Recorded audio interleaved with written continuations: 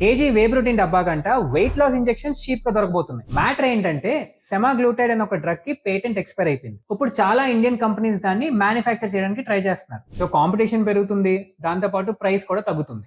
ముందేమో ఒక్కో ఇంజెక్షన్ 10,000 రూపాయలు ప్లస్ ఉంటే ఇప్పుడేమో 4,000 to 5,000 మధ్యలో దొరుకుతుంది. ఇంకొన్ని రోజులు పోతే 1,000 నుంచి 3,000 రూపీస్ రేంజ్ కి వచ్చే ఛాన్సెస్ కూడా ఉంది. దీని అర్థం ఏంటంటే నార్మల్ జనాలకు కూడా చాలా ఈజీగా దొరుకుతుందని. ఇంకా మన జనాలు తెలిసిందే కదా, యాంటీబయోటిక్స్ నే జెమ్స్ లా తినేస్తారు. ఇంకా దీన్ని ఎందుకు వదులుతారు?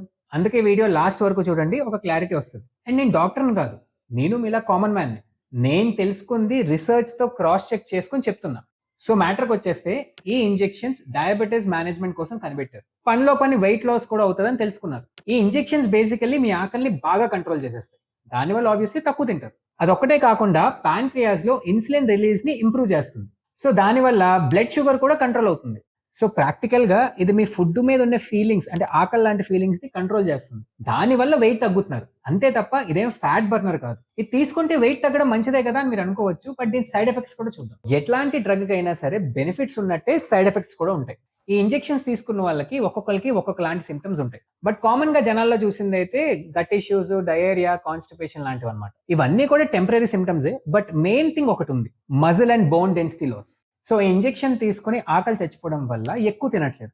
ఎప్పుడైతే ఎక్కువగా తినట్లేదో మనకు కావాల్సిన న్యూట్రిషన్ అంతా కూడా పోతుంది, ఎస్పెషల్లీ ప్రోటీన్ ఇంటేక్. దానికి తోడు అంత తక్కువ తిని ఎక్సర్సైజ్ చేసే ఓపిక కూడా ఉంటుంది కాబట్టి మజిల్ లాస్ అయ్యే ఛాన్సెస్ పుష్కలంగా ఉంటుంది.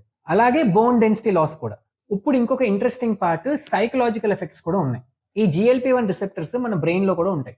ఎప్పుడైతే ఇంజెక్షన్స్ ఈ రిసెప్టర్స్ ఎఫెక్ట్ చేస్తాయో మీకు జనరల్ గా ఫుడ్ మీద ఉండే ఒక ఇంట్రెస్ట్ ఏదైతే ఉంటుందో అది తగ్గిపోతుంది. అండ్ దీనివల్ల కొంచెం డోపమైన్ తగ్గి మోటివేషన్ లేకపోవడం లైఫ్ లో అట్లా కనిపిస్తూ ఉంటుంది. సో డాక్టర్స్ కూడా చెప్పేది ఏంటంటే మీరు ఇంజెక్షన్స్ తీసుకున్నా సరే తప్పనిసరిగా స్ట్రెంగ్త్ ట్రైనింగ్ చేయాలి, ఫుడ్ ఇంటేక్ ని బ్యాలెన్స్డ్ గా తీసుకోవాలి, ప్రోటీన్ ఇంటేక్ సరిగా చూసుకోవాలి అండ్ సరిగ్గా పడుకోవాలి, which is the basic foundation for your life style కదా.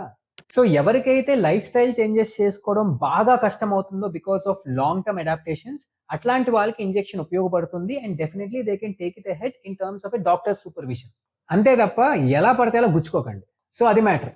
ఇంజెక్షన్లు వాడదాన్ని ఫిక్స్ అయిన మీ ఫ్రెండ్స్ అందరికీ ఈ వీడియోని షేర్ చేసి తెలుసుకోమని చెప్పండి.